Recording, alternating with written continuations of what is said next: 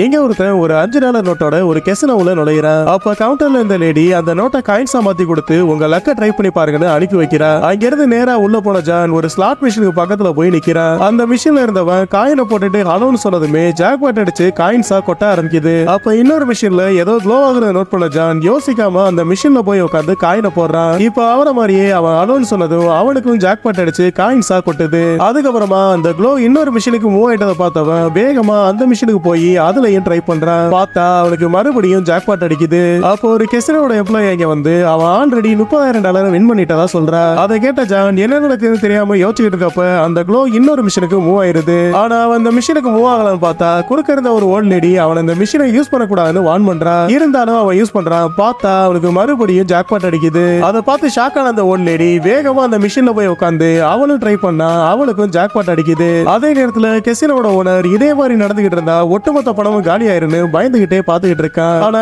25 time ஜாக்பாட்டை win பண்ணதுக்கு அப்புறமும் ஒரு பைசா கூட எடுக்காம ஜான் அங்கிருந்து அமைதியா கிளம்ப ஆரம்பிக்கிறான். அப்போ ஒரு கெசினோட எம்ப்ளாயி அவனை ஸ்டாப் பண்ணி ஓனர் கிட்ட கூட்டிட்டு போறான். அங்க இருந்த கெசினோட ஓனர் ஒரு பேக் முழுக்க பணத்தை கொடுத்து இதுக்கு மேல என் கெசினோ பக்கமே வந்துடாதன்னு அவனை அனுப்பி வச்சிடறான். அதுக்கப்புறமா கெசினோட கார்லயே அவனை கொண்டு போய் வீட்டுல விடுறாங்க. அப்ப வெளியே வந்த ஜானோட பொண்டாட்டி யோசிக்காம அவன் கண்ணத்திலேயே பலாருன்னு ஒரு அறை விடுறா. ஆனா வீட்டுக்குள்ள போய் அந்த பேக்கை ஓபன் பண்ணி பார்த்ததுமே அவ ஃபேஸ் மொத்தமா சேஞ்ச் ஆயிருது.